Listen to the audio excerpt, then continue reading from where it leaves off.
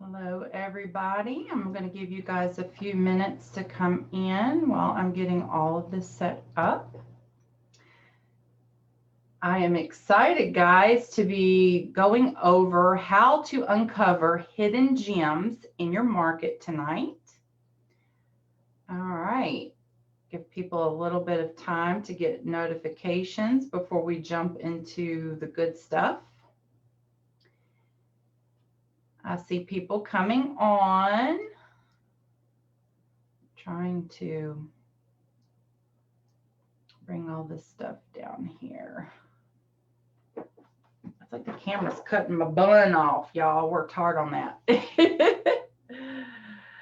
All right, well, now we've got a little bit of a glare. It's the problem when once you go live, you are live. There is nothing you can do about it, right? So as everybody's coming in, if you could just tell me where you're tuning in from tonight. And maybe a little something else like how long you've been in the business. How's your business doing so far this year? I want to hear about how it's going for you. Tell me your market and how it's going in your market. I know that we've got a lot of inventory problems. I wish my tech guy was here. I should have just left it alone. All right. As people start coming in, go ahead and put in the comments where you are commenting from. I just need to push. It just won't move. Not that much. You're chopping my head off. There we go. We were having a little bit of technical problems getting on here tonight with Zoom, surprisingly, again. That is no surprise now, is it? So as you're coming on, let me know where you're tuning in from. Awesome. I see people coming in. Kelly, Lake Worth, Florida, 2.5 years in the business. Business is good. Yeah, girl, I know. I talked to you last week. You are crushing it. Tammy Schneider, Lakeland, Florida, going on 4 years. Henriette in Las Vegas, 1 year in the business. Way to go. Hanging in there through COVID. Julie, the great state of Iowa, 38 years. Yes, inventory is low, but still nowhere near as crazy as elsewhere. I know, it's crazy, girl. Craig from Des Moines. Lisa from St. Louis. Yes, guys, sorry if I missed anybody. There's a little bit of delay in the comments. I think that's just how it goes. You get used to it.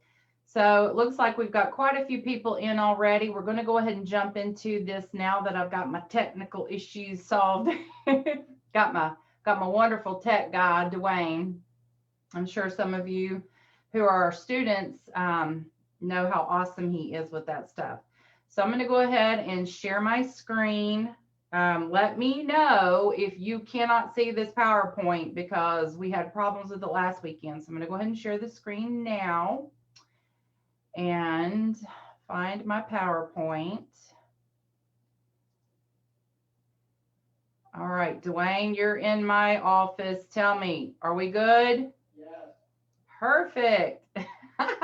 I am not the most techie person in the world, guys. Are you sharing your PowerPoint? Yes, I'm sharing the PowerPoint. You don't see it. Okay, well, there is a little bit of a delay. Let me know if you see it now. No? Let me hang in there with us, guys. This is I'm so sorry, guys. I am not. See, it's working. It says it's sharing, and I clicked. No. Is that not the right one? No, this is screen. Okay, well, that's PowerPoint. the same one. It's the same exact PowerPoint. He's got a lot of stuff on his computers, guys. It is crazy, and I'm not tech savvy at all. So to try to figure all this out, he's literally probably needs to be sitting next to me. So this should give every one of you hope that if he can help me, 45-year-old non-techie blonde, he can help anybody. Trust me, I drive him crazy. All right, let's jump into it. I know how to sell real estate, guys, and I know how to find inventory, and I know how to get listings. So this much I know. So how to discover new inventory in a hot seller's market. Now, I remember back in 2012, it was kind of, we were just kind of going along. Nothing had really changed in the marketplace. Then it was like, by the end of 2012, you could tell something was coming. I mean, you could just feel it. It was like something's changing in the market. I feel the shift. You couldn't really quite say what it was. By spring 2013, I was literally taking listings hand over fist, and they were selling like hotcakes. And it just progressively got crazier. And this was in the Nashville market. And it's like this everywhere in the United States right now. Literally, homes would sell within 24 hours of being listing. I remember in 2015, 2016, I would get listings and sell them before I even put them on the MLS. It's crazy, guys. And so now people are fighting over the inventory. They're offering $75,000 to $100,000 over list price. None of this sounds odd to you guys. You're experiencing it, right? So I have put together all of my years of experience, everything I've ever done to drum up a listing, everything that I know other people have done. We've actually tried this in a couple of different markets, started doing this in January. And so we know this stuff works, even in other markets. So I'm going to share with you these simple steps to discover 15 categories of potential new inventory listings in any market. All right. And again, guys, not a tech girl. Hang in there. I'm literally gonna throw something. Dwayne, come sit next to me. I get aggravated with tech, y'all. I am so sorry. Y'all gonna see a side of me tonight if this stuff don't start cooperating. All right. It literally was the mouse. Like, how do you mess up the mouse? All right, guys. Speaking of problems, you have to be a problem solver. Problem solver is someone who comes up with a solution to a problem, and this is the actual definition, a thinker who focuses on the problem and tries to synthesize information and knowledge to achieve a solution. Being a problem solver makes you money, lots of money. So what's the problem? We have low inventory. So what's the solution? We have to think outside of the box and discover new ways to solve the inventory problem. We have to think different, act different, and look different, right? That's what we talk about all the time. And so, you know, there's all kinds of ways to catch a mouse, but if we set a better mousetrap, we're going to catch more than the average agent. That's what we're here for. So first, you got to identify the problem. What's the real problem here? Did all of these people suddenly that were renting decide, I'm going to buy a house, and they came in and grabbed up all the inventory? Did, you know, thousands of houses burn down and now there's a shortage of houses? No, builders are literally building houses faster than they've ever done before. I mean, literally, I hear hammers even around my neighborhood starting at 7 o'clock in the morning and they go till 6 o'clock at night. You can't tell me that there's not enough homes for the demand. The problem is, number one problem, and most of you know this, the people who are currently homeowners don't want to give up the home they're in until they know that they can get another home. And not just any home. They're not trying to sell one house, move to another, and basically have the same thing. They have lots of motivations, lots of things that are driving them to want to buy or sell. And unless you find those hot buttons and press them, they're not giving up that house that they know that they've got. So here are some problems, some real problems that sellers may not want to sell their house for. Number one, they're just afraid to sell. They're afraid to sell.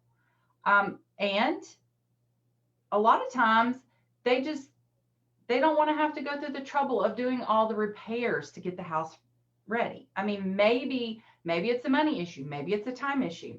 Maybe they're waiting. Maybe they're waiting until the market gets to the very top so they can squeeze out every dollar. Well, if they wait too long, they're going to mess up because historically speaking, through every seller's market, it just goes up, up, up, up, up, up. It hits a peak and then boom, we're back into a buyer's market. And there's lots of factors that go into that.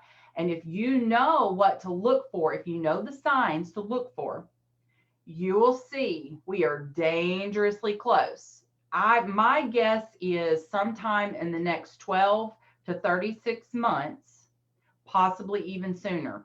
I would say probably 12 to 18 months. We're going to see that start to shift. They've been saying it's coming for years. They said it was going to happen in 2018. It didn't happen, but I did kind of feel a little bit of a stop right there in that spring, towards the end of that spring market, beginning of the summer market, 2018. That's when I told my husband, I said, I'm starting to feel it shift again, but it still hasn't hit that yet. And so there's a lot of factors involved with selling. Also, what are the builders experiencing?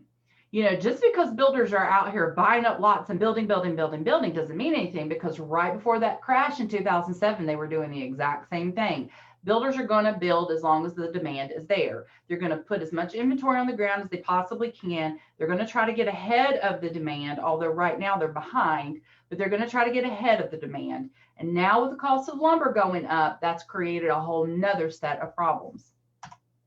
So sellers want to know that they can get top dollar for their home. However, currently, money is not their motivating factor. Now, I don't know about you, but if I go to sell my house, and my house is worth about $400,000 right now, if I list my house for $400,000, knowing full well that I'm going to get $25,000, $50,000, $75,000 over list price, that might be a motivating factor. But if I don't know where I'm going, if I don't have another home already lined up, that might not be enough to get me to give up my house. See, people don't want to just throw their house out there for sale and not know where they're going. They want some guarantees before they do that. So a lot of times their main motivating factor may be that they want to downsize. A lot of people are tired of cleaning the big house. They've had that 3,000 or 4,000 square foot house for years. They raised a family in it. They had 3 or 4 kids. They're all gone off to college. They're tired of cleaning. Maybe they just want to retire to a warmer climate. I don't blame them. I moved to Florida. I get it. So maybe it's the opposite. Maybe they're just starting out with their family and they need a bigger home. Maybe they need a bigger home because they want to have a home office. Maybe there's lots of reasons why people might want a bigger home. Maybe they just want a bigger yard that's fenced for their dog. Surprisingly, there are a lot of people who will move to a bigger place for their pets. They don't want their 75-pound lab stuck in an apartment the rest of its life. They have hopes, dreams, and goals too. And sometimes that does evolve around their pets. So you've got to identify a potential seller's true motivation. Now, this isn't anything new to you guys. However, when you're in a seller's market and that seller needs to move for some reason, whether it's a need to or a want to, you have to identify that reason first and get them dreaming and get them looking and try to meet that need before they're ever going to give up that house and list with you. So it might as well just be a conversation at that point. So you really have to identify what their motivation is. It's not always the money. Now, how do you find these potential sellers in the first place? So you have to choose a very specific marketing campaign, an actual niche campaign that's going to attract the seller to wanting to do business with you. And we have those. Now, client number 1, let's go over the clients. There's 15 of them. I've narrowed it down. Client number 1 is the downsizer.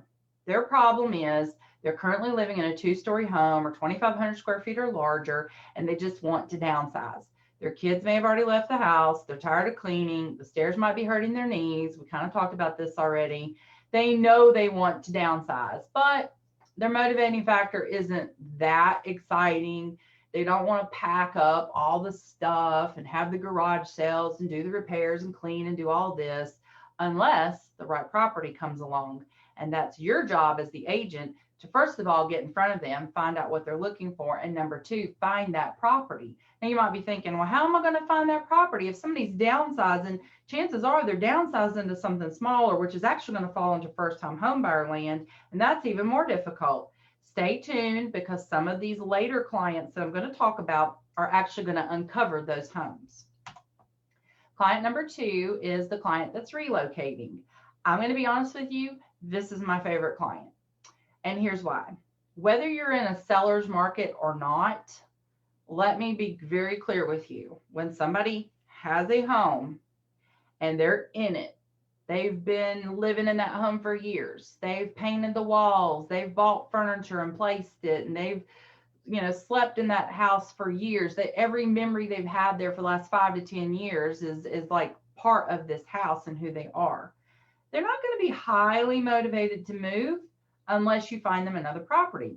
But if they're moving out of state because they want to or because of a job situation, they're going to be super, super motivated to sell that house. Now, you have to obviously run a marketing campaign. Again, this is a niche campaign. Some of you might call it niche. I say niche because I'm from the South. But you need to run a specific campaign for this type of client. You can't just throw blanket marketing out there and hope that every one of these types of clients go, oh, a real estate agent that wants my business, let me call them. No, you have to hone down, you have to mine down and niche down to find these specific clients. Because when they see your marketing, that you're marketing to them as someone who wants to relocate out of state, now you're speaking to them a little bit deeper than the average agent. They're going to be thinking, oh, this is a relocation specialist. They can help me sell my home and put me in touch with somebody in the other state. And this is what you do. You find out where they're moving, their price point, bedrooms, baths, everything that they're looking for in this other state. Now they may be relocating for a job, so they may know exactly where they want, what city and state they want to be in. They may be moving closer to family. They may just want to move to the beaches of Florida, and they kind of got a pretty broad range of areas that they're looking in. Either way, find out what it is exactly that they're looking for, and then go online and do a Google search and find an agent in that area. Find somebody that's got amazing reviews and contact that agent and say, hey, I got a client moving from Ohio or Minnesota, and they're coming to Florida. Do you have availability to take on another client for a referral fee? Well, most agents are going to say yes to that. They're going to yeah, please give me the business. I'll pay you a referral fee for that. And so at that point, you find out what that price point and what moving to that area is going to cost this client, and get back to them and say, hey, I found an agent in, let's say it's Jacksonville, Florida. I found an agent in Jacksonville, Florida. She has amazing reviews. You're absolutely going to love her. She is sweet as pie. She's got homes in your price point, 3 bedrooms, 2 baths, 1,500 square feet within a walking distance of the beach, all for under 400 grand. She can help you guys. I'm going to put you in touch with her. And so you get that ball rolling. And so what's going to happen? They're going to take an exploratory trip to Jacksonville, Florida, and meet with the agent and go look at homes. Guess what? It's a pretty good chance they're going to find a house that they love. They're going to put a contract in on it, pending that you sell their house. They come home, they're hot and heavy. Get the sign in the yard, get it on the MLS. Let's get it sold. Boom, problem solved. These are my favorite clients because I don't have to show them 50 houses and fight with other offers to get their business. And I get the referral business on the other side. You're going to love these clients. Moving on. Client number 3, I got to stay on schedule. The divorce client. So obviously when somebody's going through a divorce, this is self-explanatory. The majority of the time they are going to sell the home. They want to split the equity. Maybe somebody wants to get their name off of the mortgage or the deed, and maybe the other person can't qualify on their own. So they're basically forced to sell the house. So there's lots of different ways to target this client. Obviously, the correct marketing campaign. You got to have the right ad copy. You got to have the right images. You have to know what to say. And this is a very delicate situation because typically what I have found with the divorce client is one of the spouses or soon to be ex-spouses is a little bit nicer.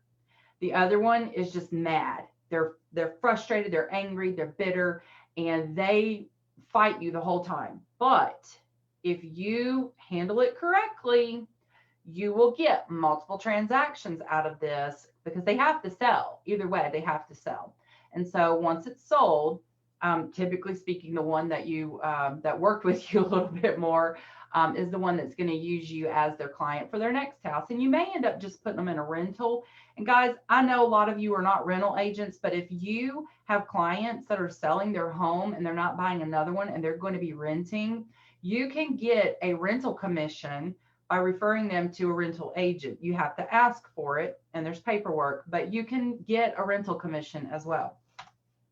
Client number 4, the move-up buyer. So this one's a little tricky. I typically like to work with move-up buyers that have enough equity that they can put down on the next home to avoid PMI, because that allows them to buy more home. And so, you know, it's kind of a little bit easier to get them to move into a bigger, nicer home if the payment didn't go up too much. They'll usually go up a couple $100s a month because at this point they've gotten a raise and different things have happened in their life. But the move-up buyer, self-explanatory. They're selling a home. They're moving into another one. These obviously at this point are a little more difficult. However, if you apply some of the techniques that I'm going to tell you later on, I'm going to get into the really good stuff here in about 10 to 15 minutes, stuff that you do not want to miss, stuff you've probably never heard of or thought of before. So hang in there because some of these techniques are actually going to solve a lot of these other problems for your inventory, for your move-up buyers, people that you've got in your pipeline right now that you know they would buy a house if you could get them one. There, it's going to solve your problems later. And so again, attracting the move-up buyers is not anything new. You just have to find them the house before they're willing to sell the other one. Okay, so here's a good move-up buyer comparison. I'm going to go through this really quick, guys, because we got a late start and had some technical problems. This is a current home scenario. Now, I'm going to read this really quick. Move-up buyer comparison. It's based upon a customer who bought a house 10 years ago. They paid down principal. Additionally, they were paying PMI because they took a higher interest rate 10 years ago. The rates were anywhere between 5.5 to 6.25, depending on their credit and their loan program. And let's just assume for this scenario that they put the minimum amount down. And then, of course, the equity, I based it off the national average for the last 10 years. And all of these scenarios are based on a 30-year fixed mortgage and transfer of all their equity.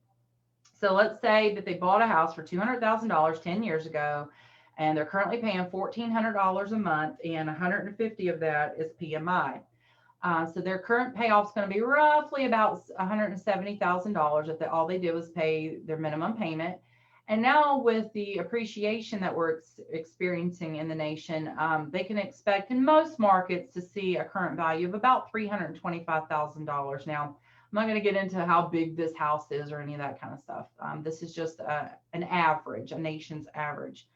Now, in a new home scenario, now in this case, if you did the quick math on this, after a 6% real estate commission and a little bit of seller's closing costs, they should have roughly $135,000 left out of their equity. And so if they purchased a new home for $400,000 and they put down $135,000 based on today's rates, their payment before taxes and insurance would be roughly about $1,500 a month. And then their new principal balance would be $265,000. And so it's not even quite $100,000 more than what they're paying now. Now, granted, they are going back up to a 30-year note, but unless they plan on being in this home for 30 years, it really doesn't matter because they're going to sell it down the road anyway and cash out the equity and go buy something else and maybe eventually pay cash. So this just shows you guys a side-by-side comparison of somebody who's currently paying PMI, who has equity, that they can really go up in price and get a different house. You just have to explain it correctly. You have to know your numbers. That way, when you go to that move-up buyer, You're saying, look, I know that you bought this house 10 years ago for $200,000, but listen, it's worth 325 right now. And in their mind, they're not thinking that they can afford a $400,000 house. That just sounds crazy to them. But if you tell them, guys, it's just an extra $100 a month more than what you're currently paying, all of a sudden they're like, wait, what? How's that possible? Then you sit down and you explain it to them.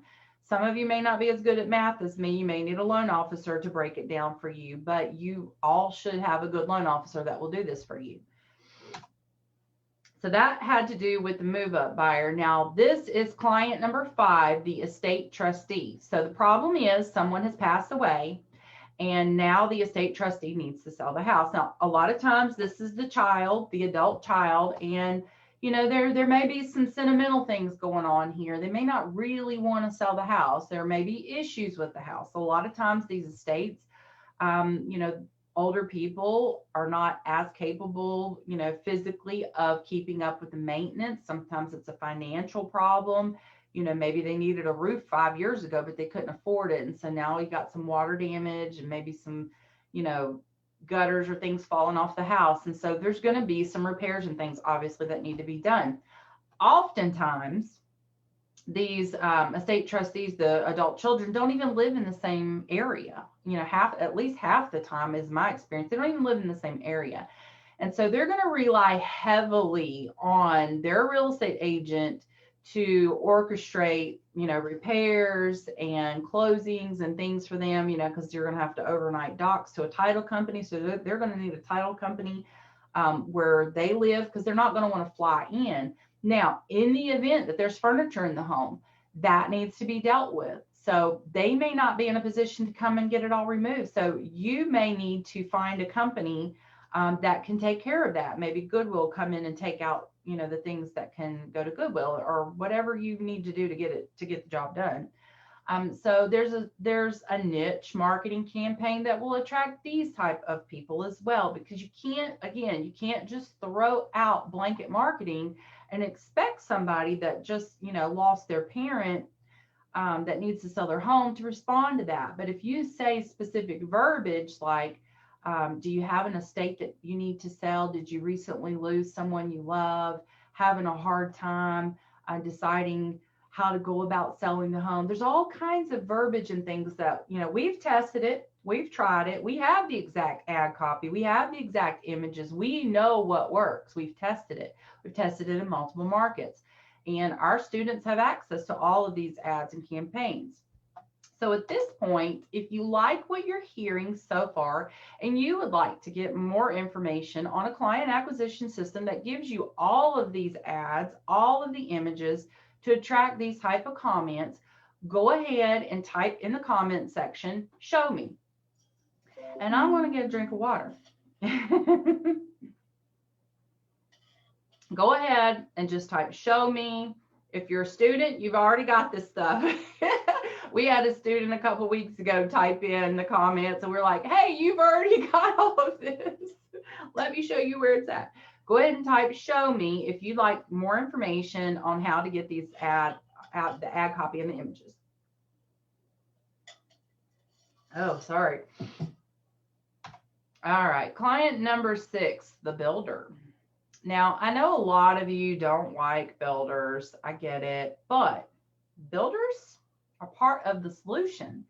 The reality is, even if your client doesn't buy a new home, someone else's client is buying the new home, which allows your client to buy the existing home.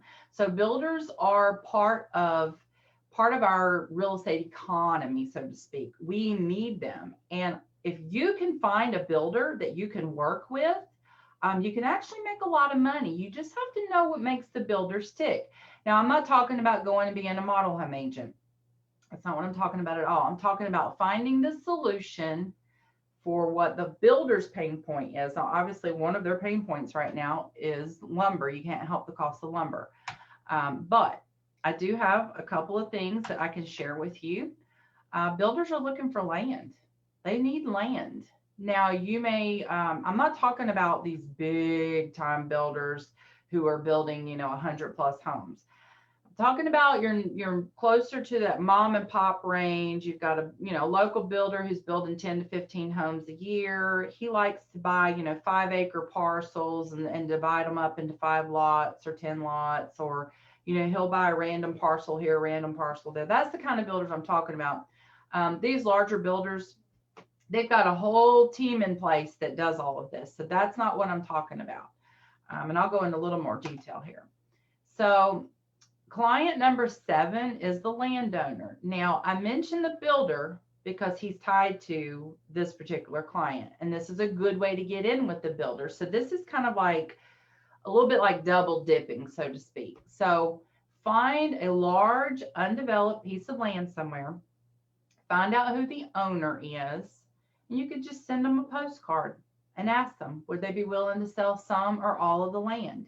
Now, every county is different. I will use a county that I know their codes for, so I can explain this to you. So, for example, in Wilson County, unless it's changed, and some of you who are in Wilson County, Tennessee, may know better than me, but if you can find a parcel of land that has 2 or more acres, and each acre has to have at least 50 feet of road frontage, and it has to perk. So in essence, what you could do is you could find a piece of land that's, say, 2 acres with 100 feet of road frontage, and that could be subdivided. Now, who's subdividing it? Well, the current owner could subdivide it and sell off 1 acre. Great. Or the builder could go in and buy the whole, 2 acres, and he could go in and subdivide it. It's really all depends on what the current owner wants to do. So maybe it's somebody who's got 15 acres and they're like, well, yeah, I think I could break off 5 acres, but I'm keeping 10. Hey, that's great. So now he doesn't have to move. He still has his 10 acres. Now you've got 5 acres that, depending on how much road frontage you have, could potentially be lots to build homes. And so at this point, you can approach the builders, and this, you really should just get out there and start networking with them. There's lots of local network groups. You can find them on Facebook, where you can go and meet builders. Now, like, again, it's going to be your small mom and top type builders, but they're investing meetups and things like that. So dig around a little bit and see if you can find some of them. And, just show up with a flyer when you've got land. Don't tell them where it's at. Just say, hey, I got 5 acres in Wilson County, prime development, got, 250 feet of road frontage. The seller wants $100,000 for it. Really? Where? Well, I'd love to show it to you. But, and you get to talking with the builder. Once you do that first transaction with them, they're going to be hot on it the next time you come up with some land. And so the best part of all with the builders, especially the smaller ones, when you find that land for them, say, I'd love to work this deal out for you. I'd love to get this going between you and the current landowner. I do have one little favor to ask you, though. And the builder's going to be like, yeah, sure, what? I know you probably got a realtor that you use. Now, unless it's his wife, that's not going to work. You should probably do a little research, because a lot of time the mom and pop builders, their wife is the realtor, just so you know, especially in those small towns. But if they don't have, a family member that's their realtor, say, I'd like to get the listing on the houses that you build on this land. Now, if you just sold a 5-acre piece of land for $100,000, you didn't make a whole lot. Even if you just represented one side, you made $3,000. Whoop-de-doo. But if you just picked up 5 brand new listings, hello, is that not amazing? Like this is how you break into this kind of thing. You go out, you do the legwork. Now you're like, oh, how do I find the land? There's lots of ways to find the land. You can look in your tax records, pick an area. Just say, you know what? This is a hot area. There's a lot of building going on over here. If I could find some land in this, 5-mile radius, go to your MLS, go to your tax records, look and see. and find out who owns that land. A lot of times people are hurting.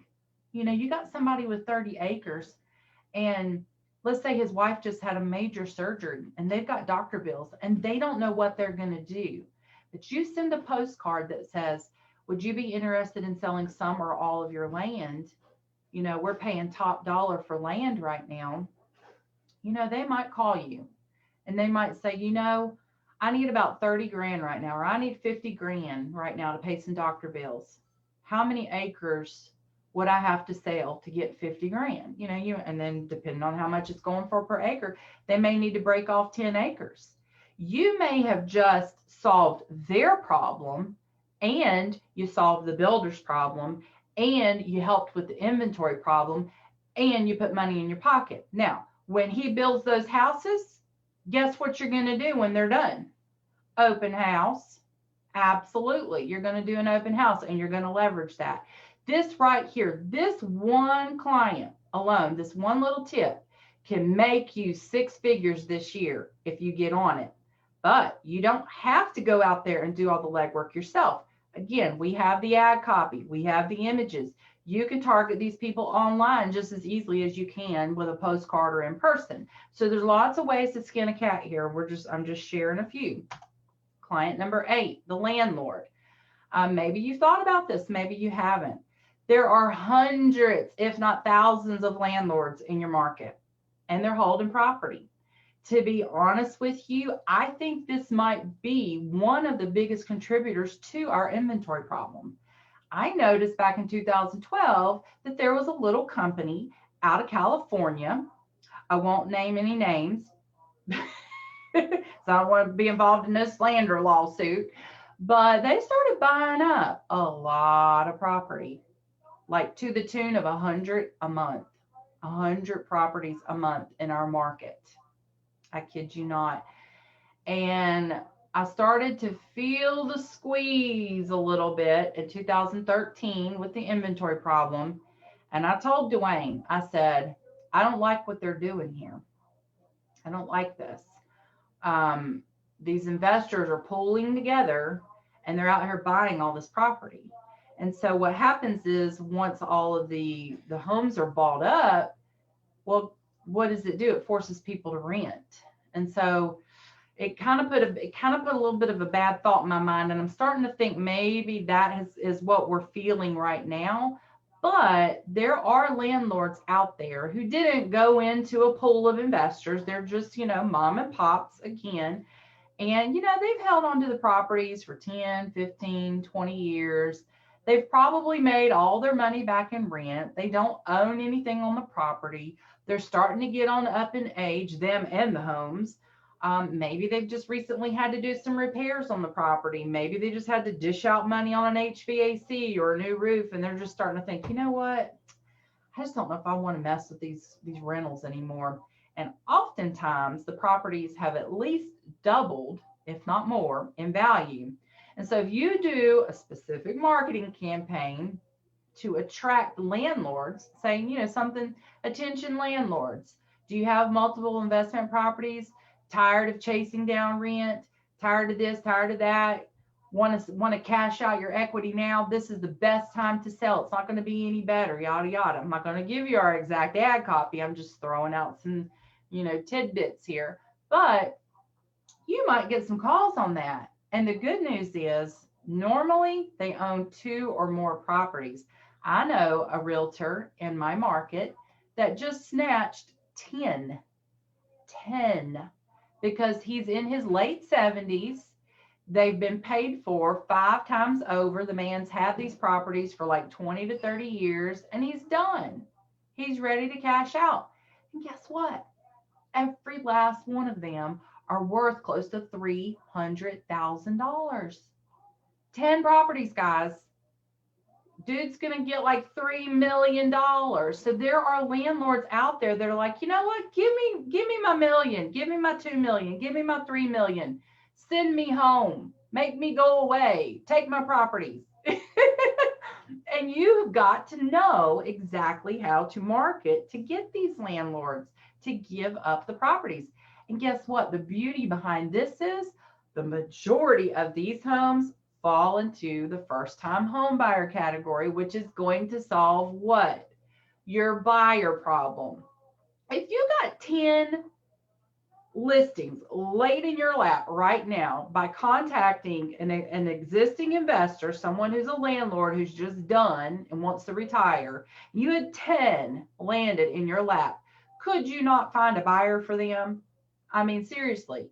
I know in some states, being a dual agent is against the law. It's against the guidelines, but you can be a facilitator in some states. I know for a fact in Tennessee you can. You can also refer out that buyer for 50% commission to somebody else in your office. So you do not have to lose that money. So there's ways, guys, to get inventory and solve these problems. You just have to think outside the box. Now, this is a fun one. Client number 9, this is an HPR lot owner. I'm going to take a moment here before I can't talk anymore.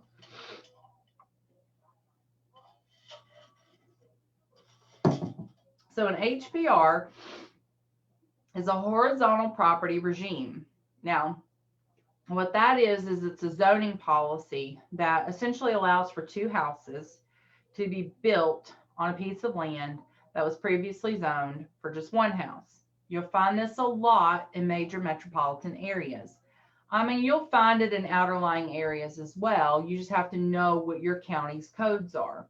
And so if you don't know what your county's codes are, I implore you to dig into that and really try to uncover. There's other codes out there where you can do multiple properties, where you can build 3 or 4 homes on a property. There's just certain requirements like road frontage. Now, in Nashville, these properties only required 50 feet of road frontage. Well, some of the properties only had 50 feet. But they had an alley. So sometimes there's loopholes. Now you're thinking, well, how does this solve the inventory problem? I'm going to tell you how it solves the inventory problem. Number 1, you take what's currently 1 property and turn it into 2. Now, how do you do that? You got to bulldoze the house, obviously. So you're not going after a home that's built in the last 20 years. We're talking about homes that, like a 1930s bungalow. I mean, it's approaching 100 years old. Guys, it really does need to be bulldozed. I mean, a lot of those homes have seen better days. I literally would see a home on a street boarded up, another home next to it that they took care of, and then next to that, these big HPRs. Now, an HPR is we call them shotgun houses. They're long, they're skinny, and they're tall. They're typically 2 or even 3 stories, depending on the area. Now, when this first started, this was, I don't know, 7, 8 years ago is when this first started, and it was getting hot and heavy in Nashville. People were paying $250,000 for a lot just so they could bulldoze the house. It cost them another 30 grand just to bulldoze the house and remove everything, just to get the clear bare lot. So you're looking at $280,000 to $300,000 just for the lot. Now, I would go and door knock. If I knew that that lot met the qualifications, they were on my list. I showed up with a gift bag on Saturday. Knock, knock, knock. Now, do you think they were getting door knocked by other people? Absolutely they were. But they wasn't getting door knocked by me. And when they met me, it was a different tune.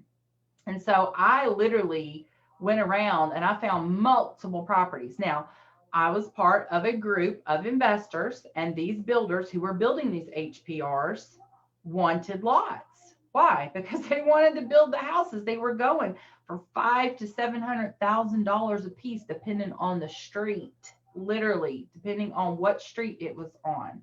So, of course, I went after the streets that were more expensive. So the next thing you're going to do, though, is you're going to tell the builder, I want the listing. Same with the landowner, same with that builder.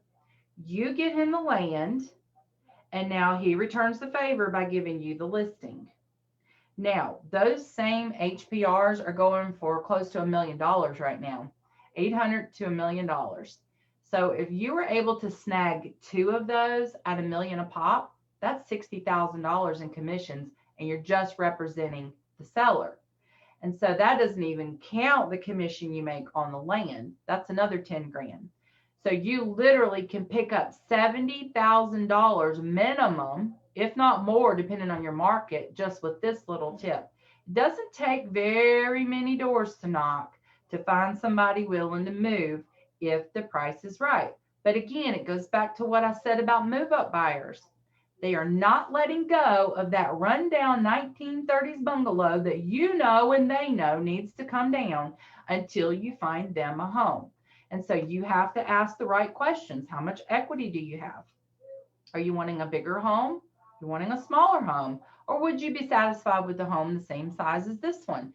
You have to know what their needs are. Are you willing to move out further from the city? Are you willing to go out into the suburbs or even out into the country? Where would your dream home be? Get them dreaming. And once you've got them dreaming and you can identify a property that's going to match their criteria, boom, you've got that one sold. You got the buying side from the person who's selling the lot with the 1930s home. You get the sell side from the builder when he builds the two properties. So you're really closer to $100,000 in commissions. And that's if you get one yes from somebody willing to sell that lot. So look it up in your area. A lot of cities offer, have this type of zoning. You do sometimes have to get it approved. You have to get it.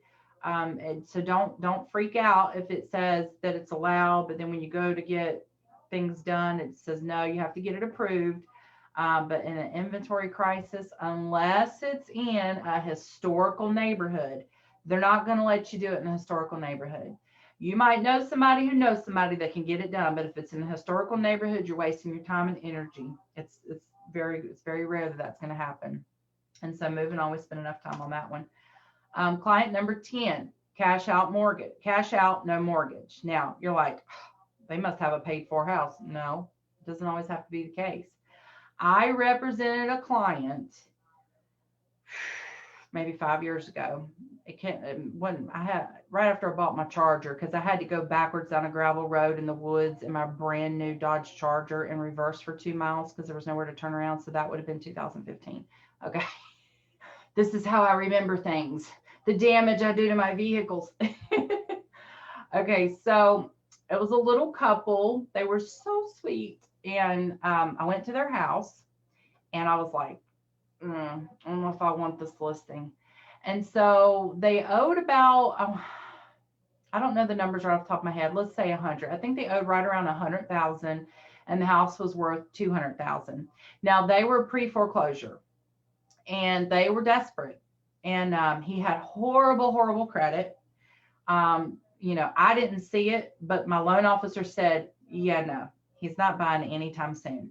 So they're about to lose their house. He didn't have credit to buy another one. They had about $100,000 to work with. And we're talking about Nashville, outerlying area of Nashville. This house was in Franklin. And it was just an old rundown little house that just honestly, it needed to be bulldozed too. And so I asked them, they were probably early 60s, really close to retirement. And I said, how do you feel about living in a double wide in the country? Now I know half of you just went, ah! I'm telling you what, if you are ignoring double wides right now, you are leaving money on the table. They are the next best thing to a house. And I'm not going to be ashamed to say I have lived in a double wide in my younger years. And there's some nice ones out there. So they were like, you know what? Yeah, I'd never thought about it, but considering our situation, I think I would be interested in looking. And so I took them out looking, and we looked at about a dozen of them. And, some of them were rough. I'm not going to lie. They were in areas where there were other properties that were rough. And so we just went on, we moved on. But I found them this one cute little double wide. And it was actually bigger than the house that they were selling. The house they were selling was 1,000 square feet, 2 bedrooms, 1 bath. The double wide was 1,500 square feet, 3 bedrooms, 2 baths, and it had a sunroom and a little shed. And it had a little bit of acreage with it. And it was just cute as a button. It was adorable. And she just fell in love with it. She goes, I can see myself living here. And so I was able to sell their house for actually I sold it for 210. I just remembered that. It went for 210. And then they bought the double wide for 75,000. And so they had a little bit of money left over to buy furniture and to move. And so they absolutely loved me. Now, was that an amazing payday for me? No. I think I ended up making like $7,500, 8 grand, something like that, and had to drive my Dodge Charger backwards in the country. But whatever, I have a story, right? I help these people. And sometimes it's not about the commission, it's about helping them. And so you may come across somebody that, you find out that their motivation is they don't want a mortgage anymore. So you find out how much equity they have. And if you know that if they just went another 15 miles or 20 miles down the road, you can put them in a double wide on a little piece of land somewhere and they never have to pay a mortgage again, that's a win-win for you and them, plus the person that's buying their house. So think outside of the box, guys. Don't float, don't thumb your nose at a double wide, because that can be a solution for some people. And so, especially if you can help somebody never have a mortgage again, that's amazing. How many people get to say that? So, if you like what you've heard so far and you'd like to get more information on how to get these ads, how to get this ad copy, how to get the images, how to know how to attract these type of clients, and you're not already on our system, type in the comments, show me, and either myself or Dwayne or a member of our team will reach out to you through Messenger and just kind of get a conversation going about, what that would look like. Just go ahead in the comments while I get me a drink of water, type show me, and then we're going to get into the good stuff. We got 5 more, and I saved the best for last, guys. So if you're with me so far, hang in there. 5 more right after this.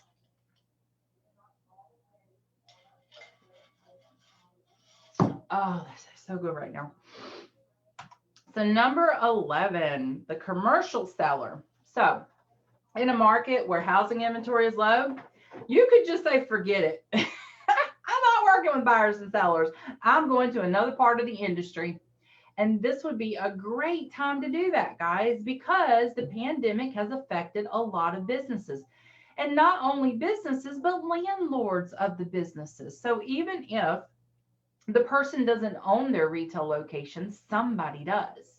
Somebody owns it. If you see a strip mall where multiple locations are closing down, or you see a little business and it says for sale by owner, or you see a sign in the door that says closed more than you think it should, those people might be struggling financially and they might be open to selling their home. And sometimes those properties, they may be zoned commercial. Depending on your area, you might be able to get that rezoned back to residential. It really depends on the area. It depends on the county. Doesn't happen that often, but it can happen.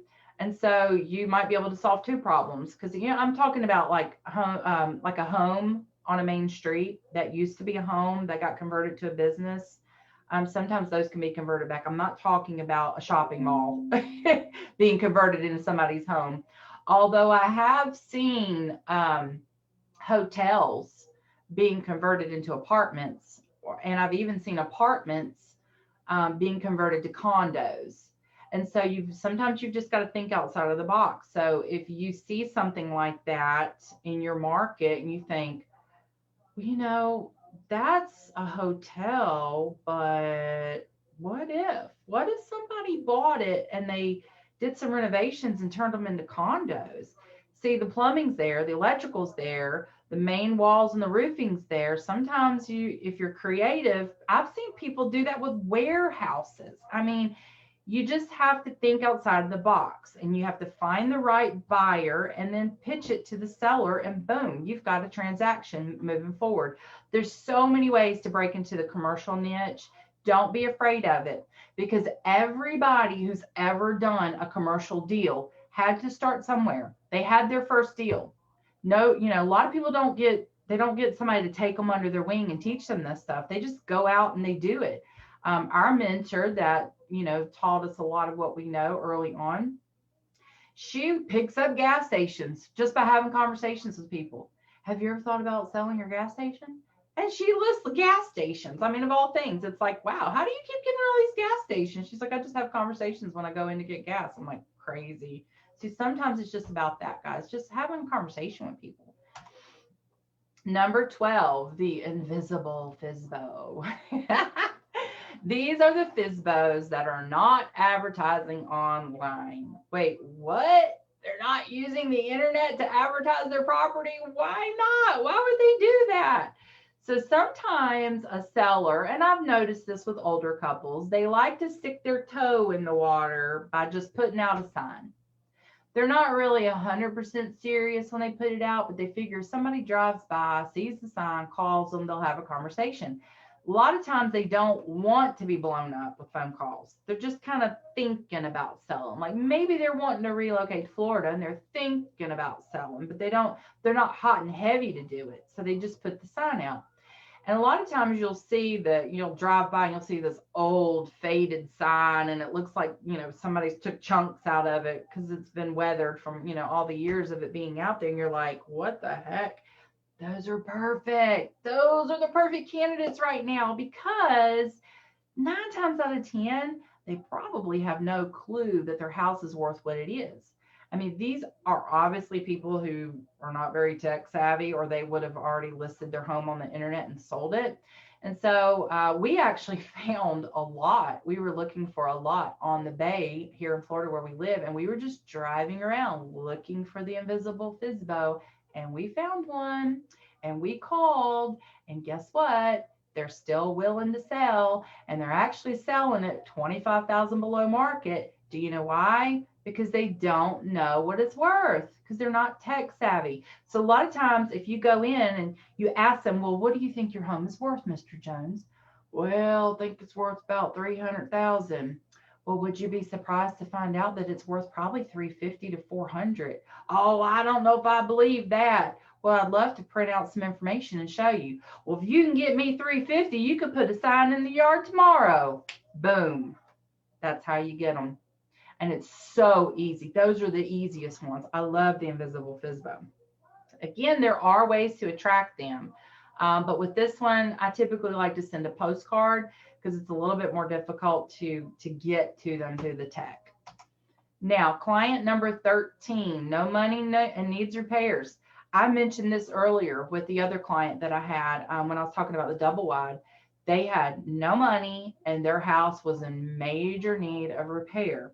Luckily, they lived in a very hot area, and the person who bought it had every intention of renovating the house. So a lot of times people are not going to list their home at the as-is price. Now, let's say it's worth 300 completely, in good condition, but because of the repairs and stuff, they might only bring 275. They're not going to leave the $25,000 on the table. They can't do it. They won't do it. They don't care how much the repairs cost. They don't care that if you compare apples to apples, it's going to cost them the same. They won't do it. They can't. So you can offer to send out a repairman, a handyman, to give them a quote on what it's going to cost to get the house repaired. It may actually be less than they think. And sometimes, depending on your handyman, you may get him to do the repairs and get paid at closing. Sometimes you can, depending on what the repairs are, you can even put it in the MLS that the repairs will be made prior to closing. But honestly, in this market, depending on what the repairs are, I mean, we're talking, nothing major, but minor repairs, you might be able to sell it for top dollar as is, and the buyer will take it and pay full list because they just want a house, and they'll say, we'll put in the new floors, we'll paint the walls, oh, okay, yeah, we'll update those windows later. We're not worried about that. We like the house, we like the location, we'll take it. And you don't even have to worry about it. But sometimes you have to have that conversation. And so again, it goes back to your marketing. Do you want to attract this type of client? If so, you have to know the ad verbiage and the copy and things like that that's going to attract this type of client. Number 14, military. So a lot of you probably are near military towns. This isn't a new thing. Military personnel, they move all over the place. They get their orders and they have 90 days and they're gone. And so when that happens, if they own a home, and a lot of times they do, they have to sell, and they have to sell fast. And so that is not the time after they've got the orders to go. That is not the time for you to come in.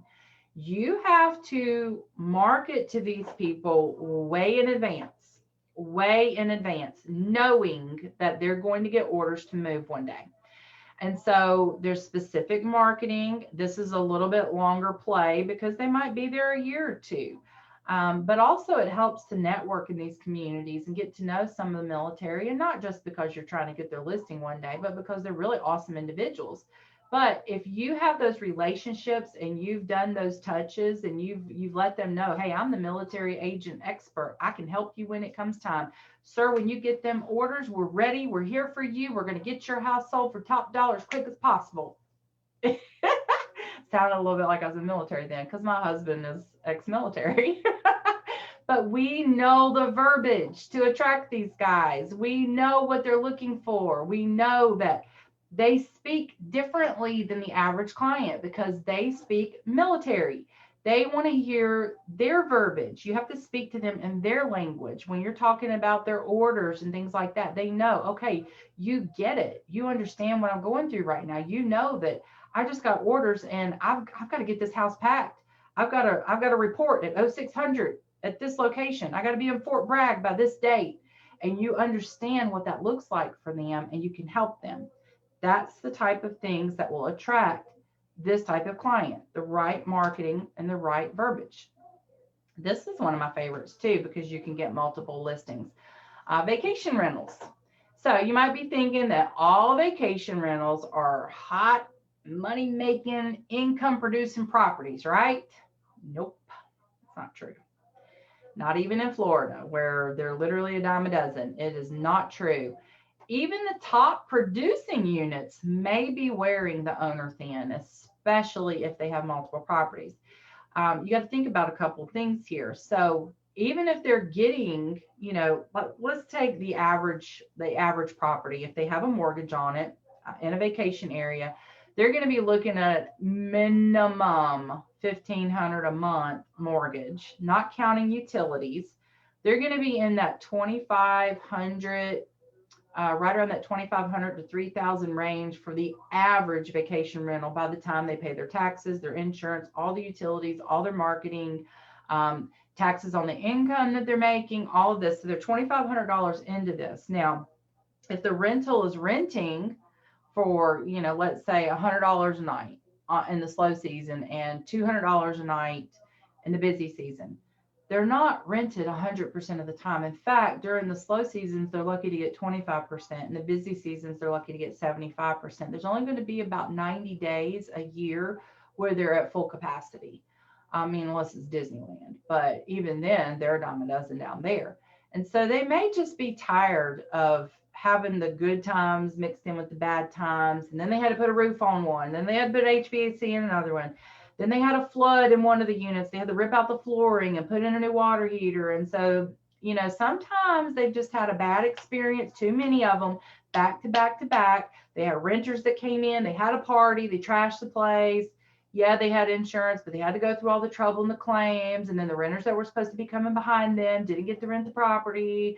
So they lost the rental income. So there's sometimes, if you strike at the right moment, they will say, I'm done. And you will get 5 to 10, maybe more properties pushed over on you. List these, please. Get me top dollar. I'm out. And again, it's like the landlord. They just want their money and they want to go. They're over it. It's not that it wasn't a bad, income producing property. It's just that they're over it. They're tired of messing with it. And so there's specific marketing and things that you can attract these type clients as well. So if you liked what you've heard so far and you'd like to get more information on a client acquisition system that's going to give you all of the ad copy and the images, comment, show me in the comments. Dwayne or myself or a member of our team will private message you and let you know what those next steps are. Obviously, the next step would be to have a private 15-minute phone call. We're not going to sell you anything. We're just going to find out where you are in your business and to see if any of these techniques can help you, and which ones that you would learn, like to learn more about. Obviously, you're not going to want to do all 15. You may want to focus on 3 or 4. If you like the builder one, that may be your sole focus, because eventually, if you do that one right, that can be your bread and butter. That can be all your business. I know I had a couple that I worked with and absolutely loved it. He would call me up and say, "You know any land? I want to build some more." I'm like, "I'll find you some." So once you make those connections and once you get some business going, it's real easy to keep that momentum going and get more business from it. Now, before we wrap up tonight, I'd like to leave you with a few more ideas on how you can mine down for inventory in your city. There's lots of people that want to sell their home. You just have to dig down to find them. They're not all walking around with a billboard advertising that they're thinking about selling a home. People don't like to be sold, so they're not going to have those conversations.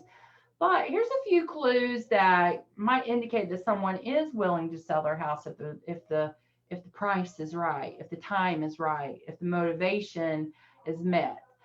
They're having a baby. That's a big one right there, especially if they have kids already. They're going to need more space. Maybe they want everybody to have their own bedroom. Maybe they grew up and had to share a bedroom with a brother or sister and they refuse. So let make their kids do the same. Maybe their last child just graduated college. That's a good clue right there, because now they're empty nesters. Maybe they don't want that big house anymore. Maybe their children have moved away and they're missing them and they're missing out on the grandkids. And you have a conversation and you find out that's their motivation. That's a big motivator, guys. Family is a big motivator. Or maybe they recently retired. If they've recently retired, they're not tied to a job anymore. Maybe they do want to move to Florida or somewhere else. Those are good questions to ask. Or maybe they want to start a business. Maybe they need more space to operate a business out of their home, or maybe they just closed the business and they're just, they're done. And maybe they need to sell to downsize because they can't afford things anymore because of the financial burden from closing the business. There's lots of things that could indicate that somebody might want or need to sell a home. Maybe they just got a job promotion and now they went from making $40,000 a year to $60,000 a year. Sounds like a bigger house to me, guys. It's all how you pitch it. Or maybe their spouse passed away. Now, this is really sensitive. I wouldn't go read the obituaries and send out a letter the next week. That's crazy, guys. I'm not saying that. I'm just saying that if you, come across someone, maybe you heard about it through someone else that, my grandma's, really sad now that grandpa passed away. She's all alone in that house. I told her she needs to just sell that house and get a condo. That is a good time for you to say, I'd love to have a conversation with your grandmother if you want to introduce me, and then maybe you go over for tea or something. There's lots of things that happen in people's lives. Lots of transitional times. It happens to all of us multiple times throughout our life where we need to buy or sell real estate. It's up to us as the agent to listen for those clues, to look for those properties and those opportunities and make a match with someone else who needs that property. So guys, I've really enjoyed sharing all this with you tonight. Really had to dig deep and brainstorm and really put it all together. And I enjoyed doing these for you. So if you like what you've heard, this is your last opportunity. If you haven't already, type show me in the comments. If you want to learn how you can market to these types of clients, these niche campaigns, you want the exact ad copy, you want the images, you want the follow-up systems and the things that go with it that's going to make your life easier, that's going to help you go to that next level, type show me in the comments. Nobody is going to try to sell you anything. We're just going to reach out, have a 15-minute conversation with you. First, though, we're just going to message you through Messenger, find out a good day and time for you to get on the calendar to speak with Dwayne or myself. And we're just going to find out where you are in your business and if we think we can help you or not. So again, type in show me in the comments. And guys, that is all. Thank you for watching. If you have any questions, feel free to post those as well in the comments. Dwayne or myself or a member of our team will answer those questions for you. And I've really enjoyed this tonight and hope that you guys sell a lot of real estate. I hope you crush it. I hope that this is the best year that you have ever had. And so as soon as I figure out how to end this, see guys, I'm not techie.